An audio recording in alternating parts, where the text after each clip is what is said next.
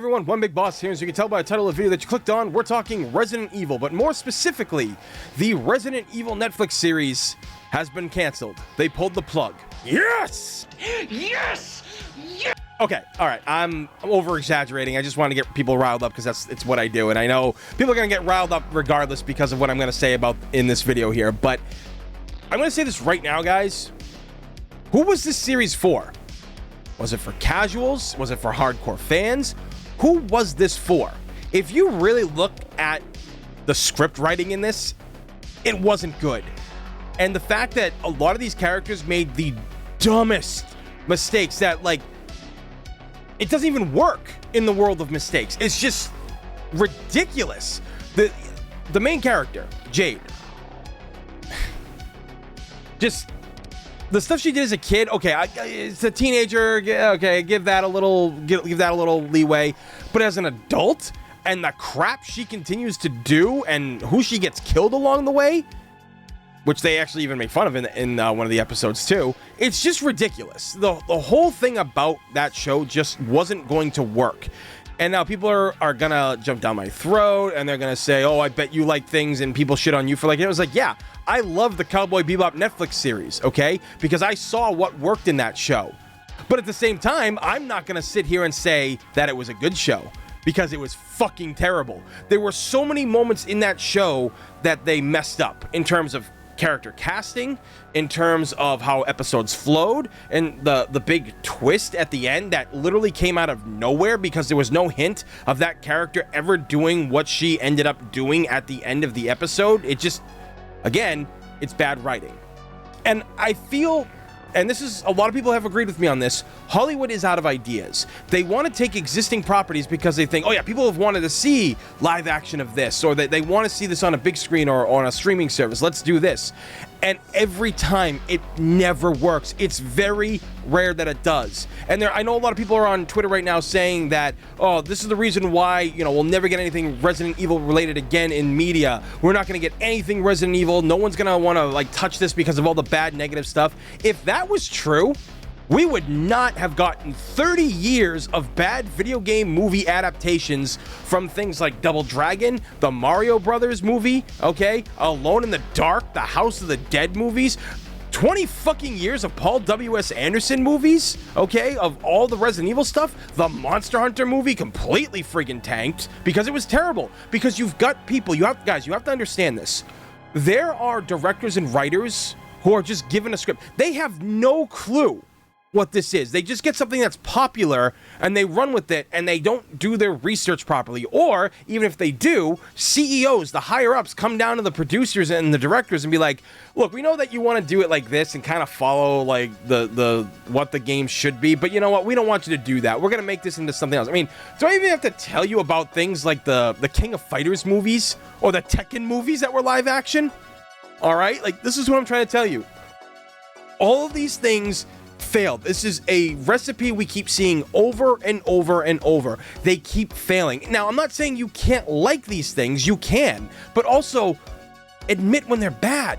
Because if you don't, then you keep getting the bad things. Those Paul W.S. Anderson movies, you can dissect them, and people are going to dissect that and be like, yeah, these movies are crazy. Nothing makes sense. Characters show up, then they're just gone for no explanation. It's all about Alice being a Mary Sue, which is overpowered as hell after the first movie. And it doesn't work, but it made money overseas. People kept going to see this stupid crap. And let's face it, look how the last Resident Evil live-action Anderson movie worked. Welcome to Raccoon City tries to pay homage, but again, it's still doing its own thing. There are a lot of things I did like about Welcome to Raccoon City, but it doesn't work because you've got people in the wrong seats. You've got the wrong people making these things. And I made a top 10 list here on my channel about 2 years ago, or a year ago, where I went through and I found like my personal favorite fan films or fan shorts that people made of video games.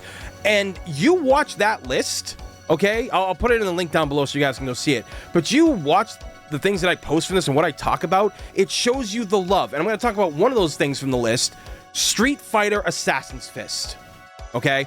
Street Fighter Assassin's Fist nailed what a video game that's, being turned into a series or a movie should be. Because it talks about the early years of Ken and Ryu. And pretty much for 30-something years of Street Fighter, we don't really know that much about, Ken and Ryu's training together when they were kids, okay? And that's what this movie did, okay? Or series, whichever you want to call it. I don't even know if it's classified as a series or a movie, but either way. They show Ryu, like, being brought to, the dojo that Goken is at, and it shows that, he adopts Ryu. And then Ken comes along years later because, Goken is friends with Ken's father, and with Ken's mother had passing, his father didn't he didn't know what to do with them. So he left Ken with Goken to train him and get him on the right path. And, Ken and Ryu grew up, as we know, to be like brothers. Now we got to see all that, right? But then there were things in Assassin's Fist that worked very well. The things that were in Assassin's Fist tied right into the story, the flows. The Easter eggs weren't just thrown in there to be Easter eggs. They were something. Okay, I mean, like the Dan one that's kind of an Easter egg a little bit, but at the same time, it worked because it ties into the lore of Dan being connected to Goken. So if you really want to watch something that's a good video game adaptation, Street Fighter Assassin's Fist, you have to go watch that. It is on Amazon now. You can buy it there. It is an absolute gem because those guys gave a damn about everything. And it wasn't just like getting the story right. It was the techniques, the fighting moves, everything they did, the poses. It worked. Resident Evil, the Netflix series, again, I don't know who that was for. And when companies try to get casuals to come into something, I understand that because they are a business. They're trying to get all that. It makes 100% sense. But here's the big problem with that. You alienate the people that have been with you for years. Street Fighter went through that. Street Fighter V was rushed for Evo, for esports, and they wanted casuals to come in and play this, and they didn't even have a story mode. There was no arcade mode, which, I play online all the time, but that's not the point. They took away a lot of characters. They weren't there at first, and it was a bare bones $60 game, and nobody was happy with it, and we let our voice be heard. And the final couple of seasons of that game, they turned it around, and they made it work. It was a great game at the end of its run at this point. But what I'm saying is, if you continue to get some things like this that aren't right, you alienate your fans. That's the best way I could put it. Why would you alienate people that have been around for like 20, 30 years just to bring in new blood? Okay? And there is a way to do it. There is a way to do it. One of the best examples I can give, Guilty Gear Strive. Gaming-wise, I know it's not like a movie, but follow me on this. Guilty Gear Strive adds a lot of new things to that game to bring casuals in.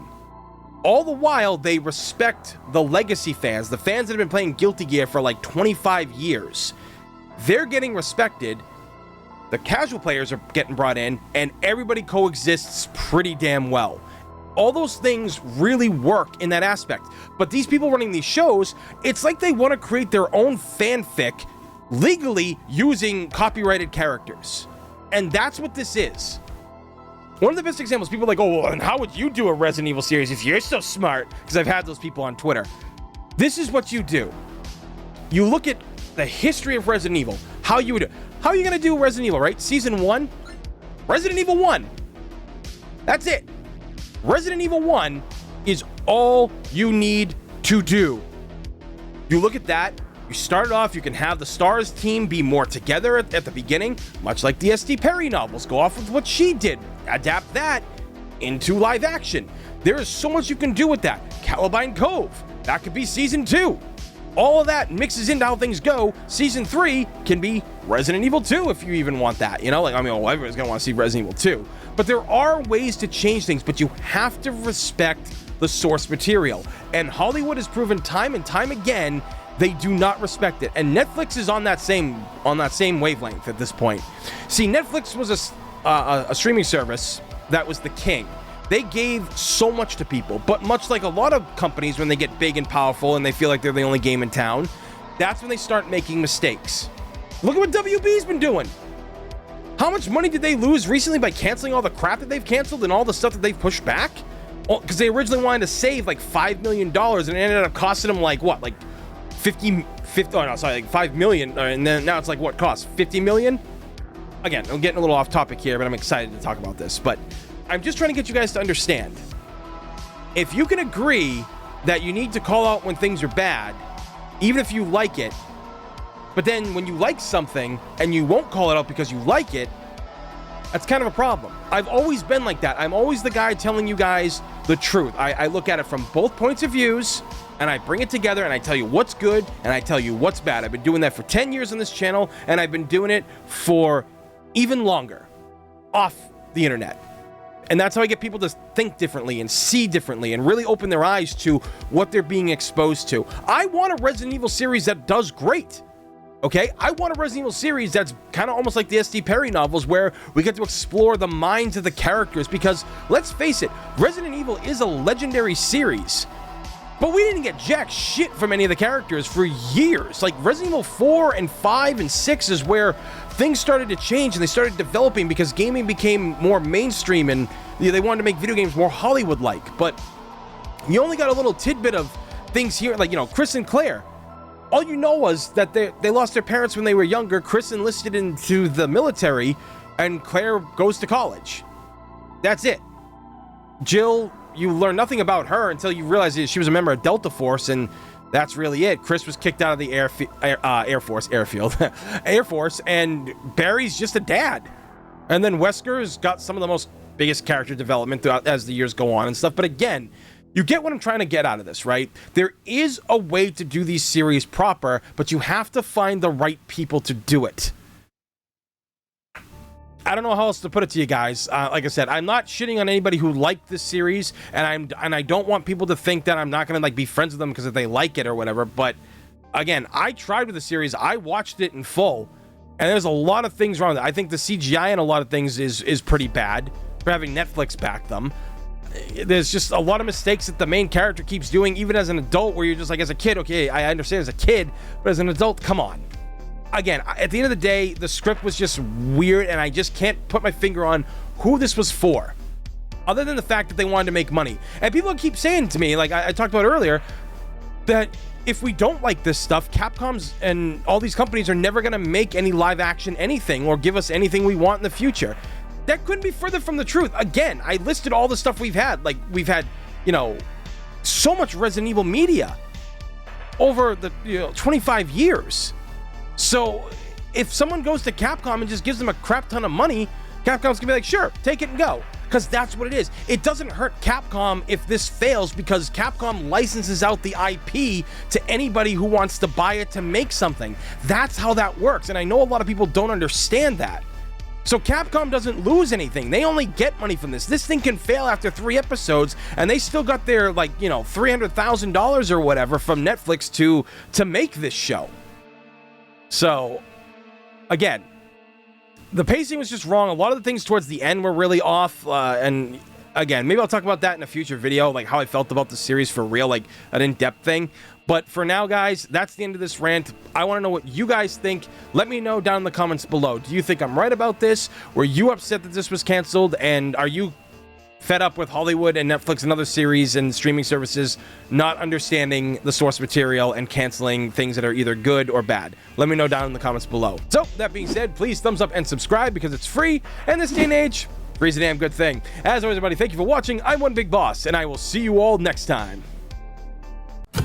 Hey everyone, thanks again for watching this video. If you can give it a like and a share, that'd help my channel out big time.